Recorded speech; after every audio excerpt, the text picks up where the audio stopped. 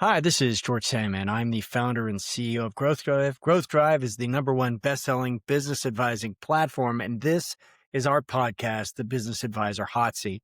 Now, in the hot seat, you're going to hear from industry leaders, thought leaders, your colleagues who are going to share tips, techniques, war stories about building a thriving advisory business based on delivering client wins. We're going to get into it. We'll get into it about the Growth Drive methodology, the Clarity software, what we see out in the world, so much more than just the system. And I'm also the author of the Growth Driving Advisor, which is based on over a decade of being an advisor to advisor, working with you and your colleagues, helping them build their practices, helping them through client engagements. And it's really proven strategies for leading businesses from stuck to best in class. Check it out. So strap in. We're going to light this up. Here we go. Hello, everyone, and welcome to the Business Advisor Hot Seat. And this week, there is no one but me in the hot seat. And I wanted to share a post that I just put out there and some thinking, and I'm hoping that we can generate a conversation as a community. So, well, let's start in the beginning, all right?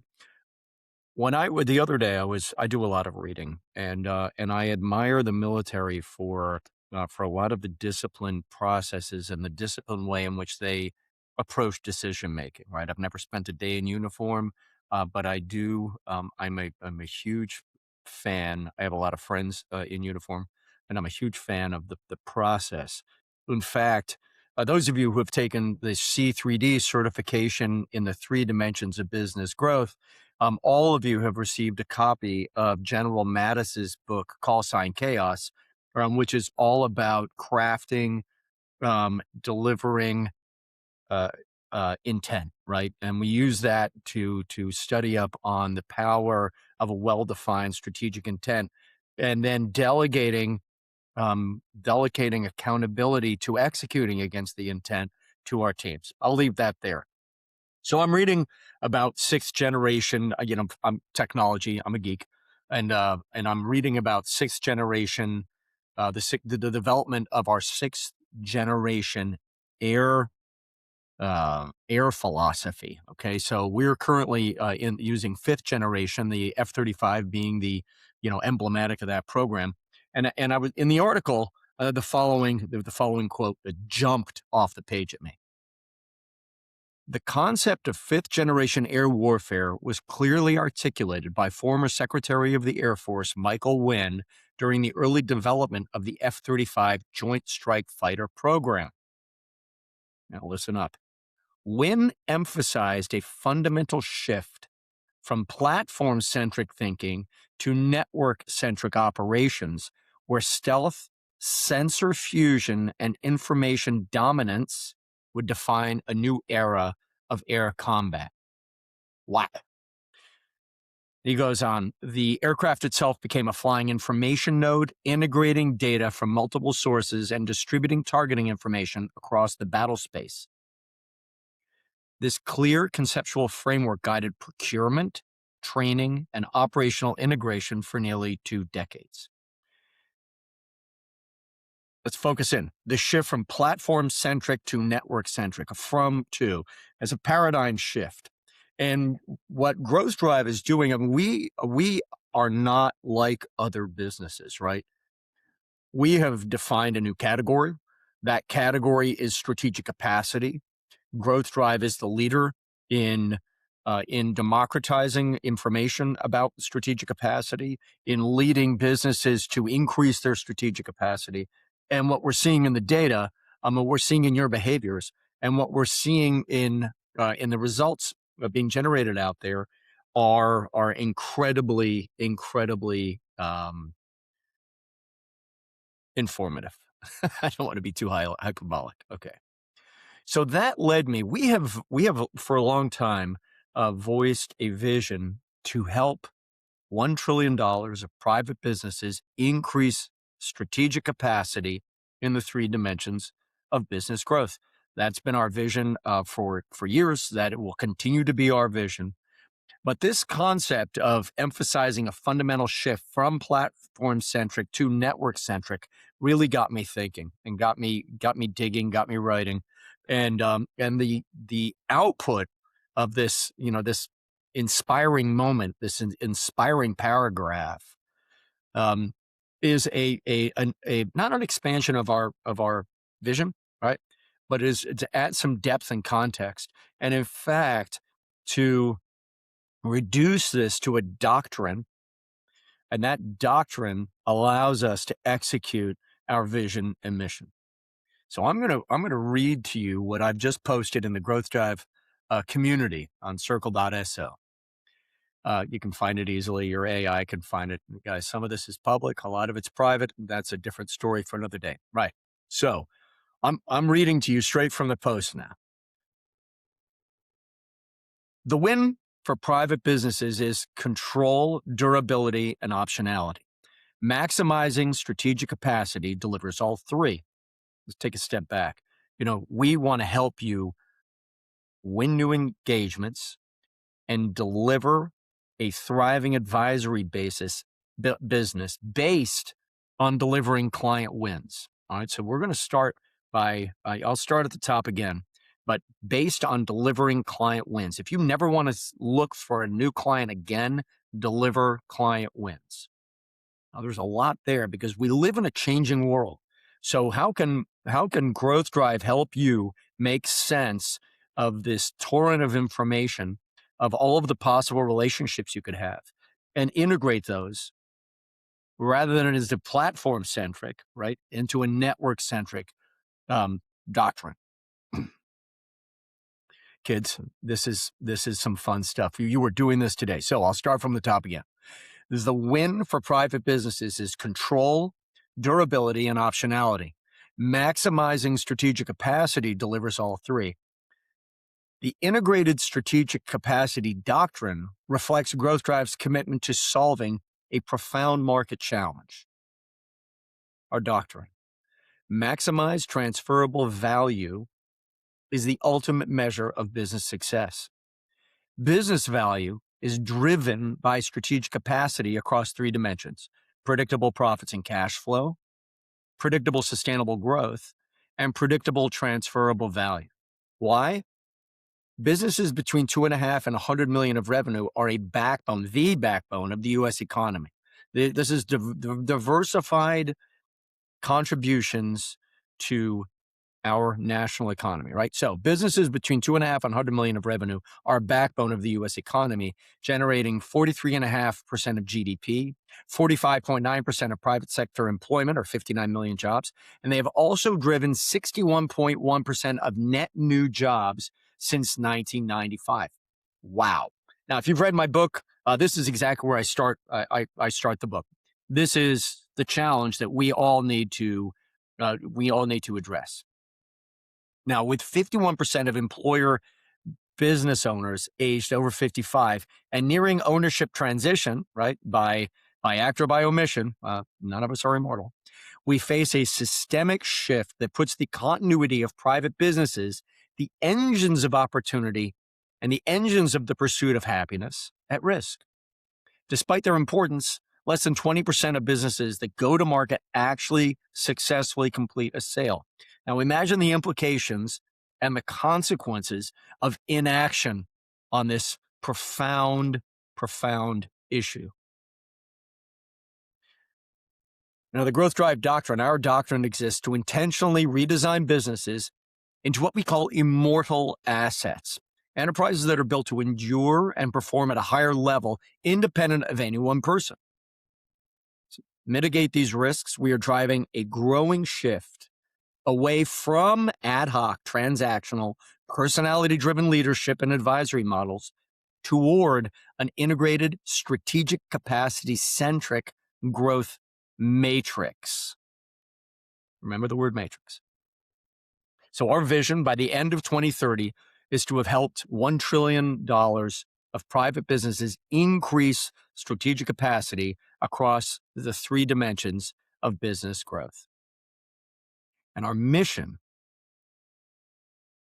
here's our mission.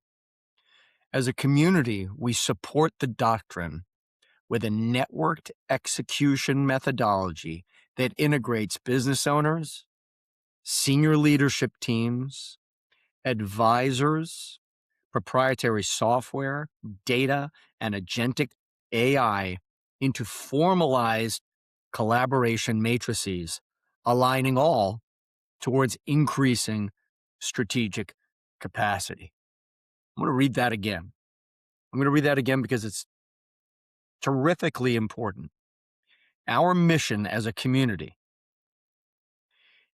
we support the integrated strategic capacity doctrine with a networked execution methodology that integrates business owners, senior leadership teams, advisors, software, data, and agentic AI into formalized collaboration matrices, aligning all toward increasing strategic capacity.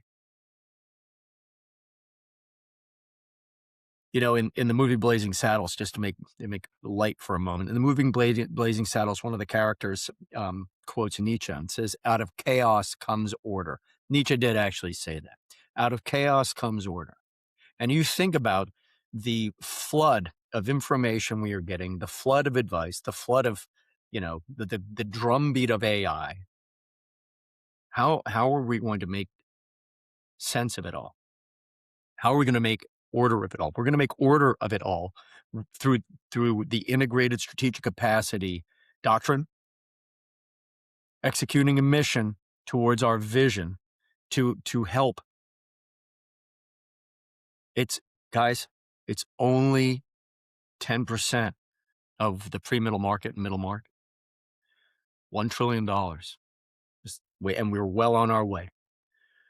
So to make sense of it, we really need to describe how to network. How do we network together as advisors to CEOs and business owners, their senior leadership teams, okay, the other advisors around the table, and all coalesce around integrated software, data, and AI solutions that formalize collaboration towards increasing strategic capacity. Wouldn't that be great? Well, that's what we're doing. That's what we're doing today, right? That's what we're doing at Growth Drive. Now, we've published this on the Growth Drive website, and I'll pull it up here. Here's our vision, and we've defined it all. We have put it out here in writing. We've always pursued this vision. It's on my personal webpage at georgesandmann.com. It is, I've talked about it in my book. We talk about it I've talked about it before I had Growth Drive. We've created Growth Drive to execute against this, and we are well on our way. It's exciting, right? It takes many shoulders to the wheel, and we need to do that in an organized fashion. So what does this mean? Well, if you think back, and where are our blog posts? Here we go. If we think back, and we just wrote I just wrote a blog post about maker versus taker, and the impact of AI on how we do what we do. So you go to the blog post and you can check out a couple of things. I was reading, I was studying up on some of the things that Elon Musk has done. You can love him or hate him, but he is an incredibly intelligent person. How do we integrate what we're doing? Where does AI fit in? AI is simply fuel, right? Our entire ethos is to deliver client wins, right? Our raison d'etre is to deliver client wins. Well, if we're going to deliver client wins, that's great. How can we harness collaboration technology, and I'll put software and AI in a technology bucket. I don't want you to go out and simply start working harder. I want you to be able to productively and successfully help, not 4 or 5 as we have all traditionally done, 4 or 5 clients at a time. I want you to be able to leveraging collaboration, software, AI, data to deliver client wins for 6, 7, 8 clients at a time, but in a way that keeps you in control in a way that is non-chaotic, right? And that's where technology um, it becomes a very powerful tool. I'm going to take a step up because that's very how to. If we look at the blog and we go back to the previous, there are two articles that we've just published that are probably the reason that my brain, that my adult brain has gone and really focused on this doctrine, putting a date certain around our vision and more deeply defining our mission. I haven't changed our mission, right? I've simply added better definition to understanding the mission, and therefore to you understanding your role in executing the mission. And I'm going to click here on here's another Musk piece. I'm not a huge student. I just happen to pick up on a couple, the algorithms feed me what I've been researching. So this all goes to a maker versus taker philosophy. We are a community of makers. We are a community of givers. All of you who are in this community are net givers. That's why you're here. This community attracts senior professionals who are together. We work towards increasing strategic capacity for our clients and the natural collaboration that comes from sharing a common language. Our common language is strategic capacity. Our common language are the 3 dimensions of business growth, the 24 growth driving objectives. When we have this common language, this framework, this methodology, and a proven process for leading clients from stuck to best in class, and we are delivering a ton of good, far more. Our clients' ROI is far higher than the fee that we equitably charge, right? We are makers. We are a community of givers, of makers. So there's a reality that we embrace. I'm going to read you from this previous blog post. People don't care. So when we are educating our clients, we need to help them understand that people don't care what the business does for them. They care about what the business does for the customers, right? People care about what is it going to do for me. There are 2 points I made at the beginning of the article. Embracing the reality, right? Embracing the reality that people care about businesses to the extent that business benefits them. That sounds selfish, but it's natural, right? Embracing the reality can transform a business. It makes makers create more value than they extract, and takers don't. And I've recently had a wonderful experience with a group of takers, and it's pretty simple. Just never do business with them again. God bless them, and I wish them luck. The second point is by creating a maker, not taker vision statement. Now, think about our vision. We create a guiding star, which is proven, guys. The data is it's proven to lead businesses to outperform their competitors. So, and I quote myself in the article, so forgive me, but I really wanted to dig in on this doctrine, on the maker versus taker philosophy. And in the article that I wrote that we published immediately after the maker versus taker, which is the race-paced leadership. Okay. And this is borrowing from Tim Cook. Yeah, I read a lot. And Tim Cook, in case you haven't seen this article, and it's important that I highlight these for you. Tim Cook had a rule at Apple, 3 sentences, right? For every meeting, before any discussion begins, the meeting opener had to state 3 specific points to ensure clarity, his word and ours, clarity and focus. 1, the decision we're making. 2, what happens if we're wrong? And 3, who owns the outcome? Worked for Apple. So real accountability isn't louder, it's clear. We're all about accountability. Now, race-paced leadership, I talk about race-paced leadership, and we'll leave that aside. In fact, that's going to become an add-on to the C3D certification program. But race-paced leadership, it has leadership in the title, but it is designed to be pushed all the way down onto the shop floor. I want everyone from the chairman to the most junior person in the business to understand and be practicing this race-paced leadership. Okay.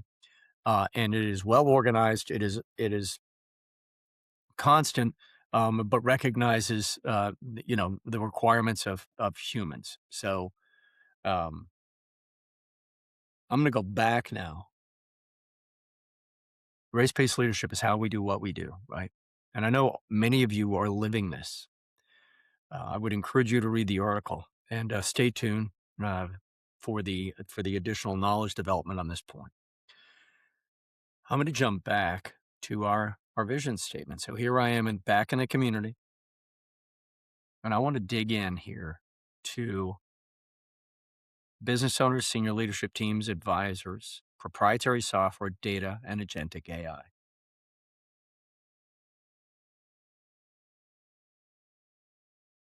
I've talked a lot about in my book and elsewhere about inboard, outboard, right? And our entire methodology, in fact, those of you who are fluent in it know that we highlight and hold gig contributors, fractional contributors, consultants, um, outside, stakeholders, et cetera, accountable um, to defined standards, right? Just because someone doesn't work in your business full time doesn't mean that they shouldn't operate according to your guiding principles, that they shouldn't understand your vision and mission, they shouldn't understand the goals, that then they shouldn't have KPIs that define their performance and contribution, right? Stands to reason. So we have this internal, external team that is working to execute the business's processes and to help generate revenue. Great. Then we show up as advisors, and often advisors show up in silos. I'm the business advisor. It's my client. We hear this. Some professions are more guilty than others, but everyone thinks that it's their client. Well, it's not your client. Now, you may be the leader of the relationship. That's great. Let's take a wealth advisor who sits down with a business owning client and uses something like the Clarity software to put diligence around the business's latent value, transferable value, required value to meet wealth goals, and the business's current capacity to deliver that value. Well, a wealth advisor isn't going to lift the hood and turn the wrenches. That's the last thing they typically want to do, right? But they are going to want to at least have conversations, interact with, be sitting around the table with the other advisors. Who are we going to need? A business advisor, or a coach, whatever label you apply to yourself, an EOS implementer. Interesting, we get a lot of EOS implementers coming into the community because we provide something a little more sophisticated to the excellent EOS program. You're going to need a fractional CFO in all likelihood. We're going to need M&A prep, investment bankers. We need a lot of specialized advisors if we're going to move the client from where they are to where they want to be. And we need to recognize that the ultimate measure of business success is maximize transferable value. But we are not exit planners. We are not exit doers. We are growth doers. And we recognize that CEOs really break into three basic intents. I intend to make my business easier to run. I intend to grow my business, or I intend to transfer ownership to the private capital markets, to my senior leadership team, to my daughter. Okay. This is great. So we have advisors who operate best when they operate collaboratively, not in silos. Now we can organize around a language. Software simply brings the language to life. Software allows us to measure the business using our methodology, to execute a process, doing it in common, where there's shared insights into where the business is today, where it needs to be tomorrow, what's right, what's wrong, what levers are we going to pull and when. Okay. Now imagine the entire advisor team and owner and senior leadership team all being organized around this concept of strategic capacity and the three dimensions of growth, with software that's going to provide transparency. Software that is generating data and pulling data from outside to the benefit of executing towards the strategic intent. And AI is a tool. AI currently helps with research and drafting. If you look at Claire, I mean, she helps with vernacular. She's working. She's like a colleague. Think about the most well-trained colleague you could have sitting in the room with you, answering your questions, helping you iterate solutions, helping you, find blind spots. And as AI evolves, and kids, we are way out, and we're on this. AI becomes agentic, meaning all that means is rather than researching and telling, it also does. And imagine AI doing some of the work for you and presenting it to you in an intelligible way. Now, the power of a methodology and a process, the power of a doctrine underpinning all of this work is that we start defining. If we go back to Mattis's, and I had the great pleasure of chatting with him one-on-one for a while one day, serendipity, doesn't matter. Imagine having the power of defined and democratized, transparent, strategic intent that is communicated across business owners, SLTs, the advisory team, that is reflected in proprietary software, that is reflected in the data we are pushing and pulling from the world, and that is understood by our AI helpers, all towards formalized collaboration matrices, right? So that we see ourselves as nodes in a matrix is very, very important. All of us are very important nodes in the matrix, okay? Wow, that sounded, we're very important nodes in helping the business move forward. I don't want to sound like some, the matrix. It just brings a lot to mind, okay? All aligning all towards increasing strategic capacity. I don't know about you, but I find this incredibly inspiring. This is what I stare at the ceiling at 2:00 in the morning thinking about. I know I'm a bit of a freak. I'm addicted to the business. This is what motivates us to help you. This is what underpins, what powers, what's the juice behind everything that we're all doing. And if those of you who are most active in this community know that this is already happening, you're seeing it happen right now. So, guys, I am super excited about where we are and where we're going. We are going to hit our vision in 2030, and who knows where we go after that, right? The sky's the limit. Someone asked me, someone you're going to meet who's joining the community next week, asked me what our exit plan is for Growth Drive. I don't have an exit plan, okay? We are building an oil well. The 7th exit option is the oil well. The oil well allows founders, CEOs to exit the accountabilities chart, to delegate with accountability to their teams and advisors, right? And to continue to contribute value to the business in line with where they want to play. So Growth Drive continues to grow. Tim Rohde, the Growth Drive Member of the Year 2025, says it all the time. What started as a campfire is now a bonfire. We are growing. We are thriving. It is you who make this possible, right? You are the ones who bring the energy. You are the ones who bring the ideas. You are the ones who are collaborating together to your clients' good, and democratizing all of the great things we learn out into the market. So I just wanted to amplify the depth that we've just given to our integrated doctrine, our vision, and our mission, and to say thank you. Thank you so much. We are adding, we're adding to the community every week. And I am here. I am committed to your success, right? We cannot deliver our vision without you being successful. It's going to be great for your clients. It's going to be great for you and your family.